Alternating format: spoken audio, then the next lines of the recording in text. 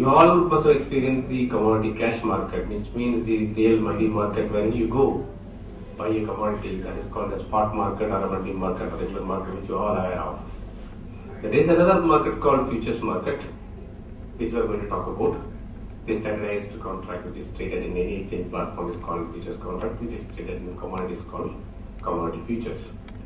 So, in various asset classes, the commodity also form a part of it. When I say commodity markets, the commodities markets are all traded in the national exchanges with various categories or what we call it as groups. Basically, the category 1 is called bullion, wherein the gold silver is getting traded. It's basically the precious metals forming part of the bullion category. Followed by you have energy, where the crude oil and natural gas are getting traded. Followed by metals, you say think any metals, it's formed part of it like zinc, aluminum, nickel, tin and all. And you see agricultural commodities, you have grains, barley, maize, wheat, you have spices, black pepper, cardamom, etc. And you also have fiber, cotton, and you also have papas.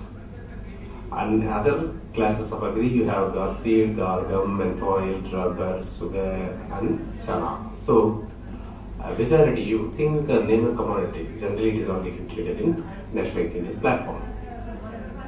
Now see how the ecosystem is performing. Basically, the commodity exchanges are formed for the benefit of farmers or any producers. A farmer who produces a menthol or who produces a cardamom can come and directly sell in the market.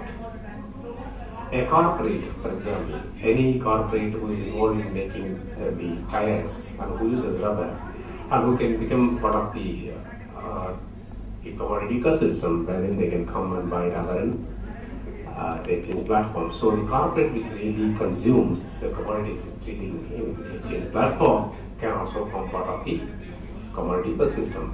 And thereby, an importer and exporters or a wholesaler or a farmer or a trader or even the government bodies, whomsoever involved in the commodity buying, selling, value addition, can come and participate in the ecosystem. What do? If they come, if they buy or if they sell, there is something called quality testing involved, as well as commodities involved. And quality certification agencies are there. They do certify the materials, the commodities which is put in our warehouses, and so the warehouse is also involved, and the quality certification agency is also involved. The warehouses use warehouse receipts, which you know nowadays it is negotiable instrument, and the negotiable instrument warehouse receipt will be coupled with this quality certificate. So the quality checking also there, the warehouse mechanism is there, and warehouse receipts are there, and there are banks which are doing funding based on the warehouse receipts also to the farming community. So the whole ecosystem consists of a producer, a consumer, a trader, an importer, exporter, in addition to investors like you guys, or a trader or a speculator like we all here. So this is the commodity ecosystem. MCX, you have precious metal, we have gold mining, we have many commodities also getting traded, which means the contract size is less. So we have gold mining, we have silver mining, gold guinea, gold petal, and in any segment we have crude oil and we have natural gas. The products, agri segment, we have cardamom, we have cassia seed, we have cotton, we have CPU, we have palm and we have menthol, and we also have recently introduced black pepper, which is being traded in MCX. And base metal segments, we have copper, we have aluminum, we have lead, and we have nickel, we have zinc. In many commodities, the average volatility is around 15%, 20% annualized. Suppose a product is having 100 crore exposure in a year, if the volatility is around 20%, if somebody bought at a higher price and sold at a lower price, the commodity is exposed to 20 crores of the risk in a year. So this is what we call as a commodity price. And how do we handle the commodity price moving up or down? So one can use the commodity futures, that is our exchange platform, and they can control the mitigate the price risk. And even somebody is having a high inventory in hand who is exposed to the price of going down, then he can exit inventory by coming to MCX. And suppose if they borrowed based on the material kept in there go down, like collaterals, credited into the bank, and if you are getting a loan, and then the price goes down, then you're getting into the risk. These kind of risks can be managed by coming to the MCX platform. What is hedging? When I talk about hedging, it's basically taking of simple, equivalent and opposite position MCX. To put it in a simple way, suppose if I have a stocks in hand, I have a price risk of the price going down. Today I have bought some stocks. Say for example, I'm a bullion guy, I have stocks in hand, or I hand around say 1 kg of stocks, which is purchased at 30,000 rupees per 10 gram, and tomorrow the price goes down to 29,000 rupees per 10 gram, I will be lost. So when I have stocks in hand, I have a risk of price going down. To put it another way, if I don't have stocks, I'm running a cotton mill, I have a spinning capacity of say around 10,000 bales in 2 months' time. And I don't have stocks in hand. I think I'll purchase after 2 months whenever I require for spinning.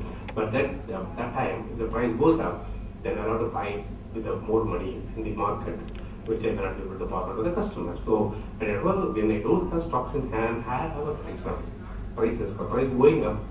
When I have stocks in hand, I have a price going down. Too simple to put it across. If I have stocks in hand, I am advising you to come and sell in MCX in the final price. So whatever you feel like, whenever the commodity which you have, which you will be liquidating after 2 months, then take the 2 months contract of MCX, then sell in MCX right away at the current price. When the price goes down, will be an advantage in MCX, so then the advantage pass on to the customer. If you don't have stocks, you want to buy for a later date, I will advise you to buy right away in MCX. So that price goes up, you will be able to sell the MCX product at a higher price, and you will take the realization, extra realization, and put it in your business. This is what simply we call it as hedging, and by doing it, you can really manage your input price, and you can really take the advantage of dropping the input price also, and you can really pass on the benefits of the price going down or going up to the customers, and you can really compete in the market with a better price to the end customers. And it will give you a better cash flow, it will give you a better working capital, so that your money is pulled back into the system, and your margins are intact, and your efficiency in terms of competition, you will be able to give a better price to the end customers. So you will be there in the industry with the additional edge of your prices hedge. For a corporate, it's a listed company. Now it is like a mandatory that they should go for hedging. Then they should disclose that the hedging thing over their annual report. We'll get to another example. If a gold guy, a bullion guy, so he wanted to lock in the price. He's going to buy for the futures, not now. So he's trying to lock in the price by getting the MCX platform. So I'm advising him to buy the MCX gold futures. He bought it, say on January 1st. So now he wanted to sell it on the March month of 15th. So now I'm advising him to sell in the MCX. So whatever he bought in MCX in the March month 15th, I'm asking him to sell. So he sell and be buying the required bullion or the gold from the spot market to make the jewelry. So now what happens? In the case of price going down, so in MCX he bought at the rate of say 27,842, and the price gone down to 27,300. So he made a loss of 542 rupees. And in the real physical market, he was supposed to buy at the rate of say 29,189. He didn't do that. Now he bought at 27,900, and he made a loss of 544. So his net realization is around 28,442, which means in this case the price gone down in MCX. So he made a loss, but in the physicals he made purchase at a lower price. So his landing purchase price around 28,442. Otherwise, he would have purchased at the rate of 20,186 on the day when he decided. So now the other case is the price gone up. As why he had gone for the MCX futures, if that price goes up, then what happens? Now on the same 15th, assuming the price has gone up to say 30,202 rupees in MCX, he is in the profit of 2,360. But when he goes to the physical market, he has to buy at a higher price. The price is around 30,900. So 30,900 plus the profit you add, profit in MCX you made, you deduct that. So net purchase price is 28,540. If at all you have not gone for hedging with MCX, you would have purchased the gold at the rate of 30,900 instead. Now his net buying is at 28,540. The objective is to lock in prices and obtain a protection against the unexpected volatility, which is being done by he is entering into MCX, taking the opposite position in MCX. The other one is, suppose he has a stocks in hand and he is worried the price is going to go down. So I'm advising him to sell. The same example, in January month he decided he has stocks in hand. I'm advising him to sell in MCX gold futures. The value of the inventory is being locked at the price whatever he wants. So that's what we say. The objective is to lock in the prices. Here and there, little variation may happen. Depends upon the time he enters, time he exits. But that is something like insurance premium, which is paying for the market. This is what we call hedging. So suppose somebody having stocks in hand is worried about the prices going down, I'm advising him to come and sell in MCX. Suppose somebody having no stock in hand and he wants to buy for the future requirement, then I'm asking you to buy in futures of MCX right away. That is simple to put it across to you about anything in MCX futures. So because of the MCX futures, what are all the benefits you get as an investor, as a trader, as a whatever you call it as? Then number one is that in the past, gold or any other commodity asset class always outperform the asset classes, number one, and it is having low correlation with the other asset classes. Suppose the equity goes up, the commodity prices may go down. So when the commodity prices goes up, the equity may go down. So when you put this in an asset class, a mix of your entire portfolio, wherever you feel a shock in the other classes, the commodity will come and help you out in terms of your portfolio. That's number one. Number two is like, it is a natural hedge against inflation. Suppose the inflation goes up and if you are having a buy position in any of the commodity, you will have a better realization. And your natural inflation will get hedged because you realize more money in MCX futures because the price gone up. When in real life, because of the commodity price goes up, you are ending up in paying extra to the consuming the commodities, but in MCX you are making money, so both get adjusted. It is we call it as natural hedging against inflation. No other asset classes gives you this. Only the commodities exchanges or commodity futures give you the hedge against inflation, and it is the basically better risk adjustment returns. Commodities are the what we call more risky, at the same time it's more rewarding also. So when you really account the risk adjusted returns, commodities in the past are always higher returns. So considering these facts, and commodity should be one of the important asset class should be in your portfolio basket. What are options? The options is giving the buyer the right to exercise, but not the obligation. For example, I buy an option called option. If the price goes up, I enjoy the price going up. If the price goes down, I simply leave my premium, whatever I paid, I get out. I don't end up in making losses. In futures, it's not the case. If the price goes up, I make money, and then the price goes down, I lose everything. Whatever the money goes down, to that extent I lose. But here, I have a right to exercise my options when price goes in favor of me. If the price goes against me, I don't have any obligation to exercise. I leave that premium and get out of this. This is the advantage of option contract. The underlying, there in futures contract, the underlying is a cash market, but here the underlying is the futures market. When you take the gold options, the underlying will be the MCX gold futures, and this also have an expiry date, like gold futures having an expiry date, gold options also having expiry date, and there's something called when you buy or sell, you buy it as agreed prices. We call it as strike price. It's the same as futures market. So there you pay money called margin money. Here you pay money called premium. So otherwise the quantity and the strike price is the agreed price is there, and the option premium is also there, which are all constitute the part of the option contract. Buy and a call option, you pay a premium, and you are in a view. First of all, you are in a view of price going up. So you pay a premium, and the price goes up, you enjoy the money. Price goes down, you need the premium and you get out. So this is what we call call option. Put option is something like, if you are a buyer, you are in a view of the price going down. So you buy a right to sell a commodity. Okay, the right to sell a commodity, you are in the view of price going down. So you are buying the right to sell a commodity in a particular option, which is called put option. So you are in the view of price going down. When the price goes down, you make unlimited profit. When the price goes up, you leave away the particular. You are not obligated to pay more than the premium. Your premium is lost. You are coming out of the options. We talk about options. We need to understand some new terminologies like in futures we learned. One is called the option price.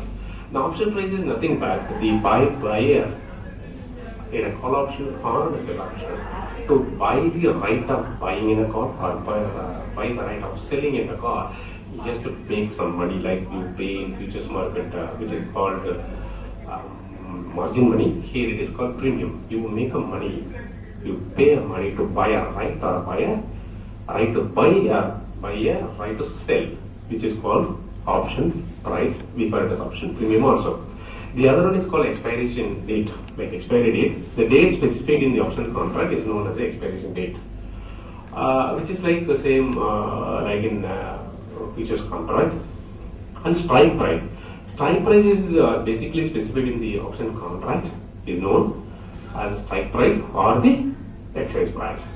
So, for example, if you take gold, if you take the price is running at 30,000 rupees and you have a strike price of 30,000, which is called as at money, and down here 29,900, 29,800, 29,700, this time 15 and 30,100, 30,200, 30,300, this 15. So we'll have 31 strike prices. So the strike prices are always made and put it in the contract. Open interest is something like, how many people have bought which is not sold, or sold which is not bought. So it's called open interest in any other exchange term, or even it is equities or commodities, same kind of term only applies for open interest here. And there is something called moneyness in options. One is called in the money. In the money means suppose the current price is more than the strike price, which means you are in profit. So which is called in the call option, in the money, the current price is more than the strike price. In a put option, the current price is less than that of the strike price, then it is called in the money.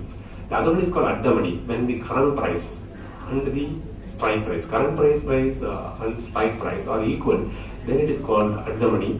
And out of money, when the current price is less than that of the strike price in call options, and the current price is more than that of the strike price in put option, is called out the money. Options and commodity futures, prices based on the futures contract. As I told you earlier, there is nothing called cash market here. The option prices are based on the underlying of commodity futures, and there is no margin calls for the option buyers. Once you pay the premium, you are out, and you don't need to pay them on daily basis. Once if it is in a profit, you sell and enjoy the profit. If it is a loss, get out by paying the premium only.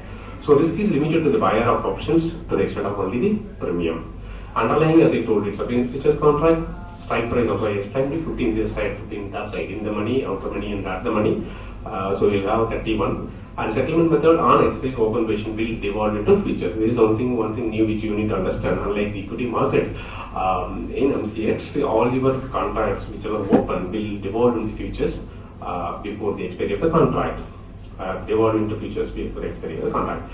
The exchange style is European style, as I told you earlier. Trading hours like futures timing only. Daily settlement is T+1 basis, and final settlement as expiry of the contract. Option position will devolve into futures. How it will devolve? Suppose if you are in a long call, it will go to long in futures. If you are in long put, it will be short in futures. If you are short call, it will get into short in futures. And if you are short put, it will be long in futures. This is how the your option position will devolve into futures closest to the time of expiry. The expiry date is decided by the exchange, and part of the contract specification will be there in the contract specification itself. And how do we hedge? By using options. Suppose a person, for bullion trader, he is protecting inventory. He has got a gold in hand. So how he has to use the options? So I am advising, we are advising him to put the buy options. Put the buy option, which means I am telling you the buyer of your put option is in the view of price going to go down. Suppose I have a stocks in hand. I feel the price is going to go down. Then I am interested. So I am going to buy the put option, which is that I have a right to sell but not obligated to sell. Okay, I bought the put option at the rate of say 30,000 by paying a premium of 300 rupees. If the price goes up, I lose the 300 rupees, I get away with this. So anyway, my inventory price goes up, I'm in profit. Okay. If the price goes down, I really make the profit, whatever I really make the profit in the options, and which I will use it in the physical business. So in the earlier kind of futures market, if the price goes down, I make loss here, and the inventory price goes up. But price goes down, goes up, then I will be in great loss. Here, the price goes up, my loss is only limited to 300 rupees. So there also, if the price goes down, I am in profit. Here also, the price goes down, I am in profit. There the loss is unlimited. Here, the loss is limited to my 300 rupees premium. That's it. The other example, suppose I don't have now gold in hand, but I've got an order to supply in the future, then what do? I am asking you to buy a call option. The call option buyer is getting a right to buy at any future date, but not to obligated to give delivery. So I am asking the jewelry guy, a bullion guy, to buy the call option. So he is buying at the rate of say 30,000 rupees, but paying the premium of 300 rupees. So he is in the view of price going up. So if the price goes up, if he is not buying today in the physicals, then later on if he is buying, he is in loss. So he is bought in MCX. Now let us see the view. The price goes down. If the price goes down, so he made the premium of 300 rupees in MCX, and he is ending up with a loss of 300 because price goes down. He is not bothered. He loses a premium of 300 rupees and walks away. So now the price has gone up. So he'll be in a profit. He'll be in a huge profit. Whatever the profit he is earning, he'll be able to use in the business of the regular income. So what is the difference between here and there? There also you're going to buy the futures, but futures, the price goes up, you make money, and price goes down, and your loss is unlimited, still you cover. So here it is not the case. Only 300 rupees the loss he makes, but the price goes up. Upside thing he is able to enjoy, downside thing he is not bothered. More than the top is 300 rupees. This is the difference between the futures and options. Something called, there are some people who is out of the, will not be a member of MCA, but it is called kind of double trading, which is not really reflecting the really the orders are not going to exchange. Those kind of things you are not supposed to do it. And visit MCX website and know your clients, update your mobile number so that you will get your trade details in the MCX platform and in your mobile only. And please make sure that the member is uploading your mobile number. You should not upload somebody else's mobile number on your KYC. So see to that it's all done in time and your UCC is created and you are reading the risk disclosure document and write an application of the investor. Read all those things, understand, and sign the KYC. You don't be inflated by indicating I will give you 30% return, 40% return. Somebody says don't leave, and somebody says the gold is going to go up or go down. So don't believe on the rumors, don't believe on the wrong advertisements. Do not make the payment by cash at any point of time. Do not sign any blank check leaf or DPs and all. Do not pay brokerage in excess of the rate prescribed in exchange. But in general, that's not the case. People are now, the brokers are offering you a better rate, so you don't need to worry about that point. But otherwise, you should choose the right broker and don't get carried away by the rumors. And don't go to the brokers or someone who is giving assured return. There is something called assured return is not approved by SEBI or exchange law. So there is the members or anyone, if somebody is assuring you the returns, then it means that he is wrong. Don't go to the kind of guys.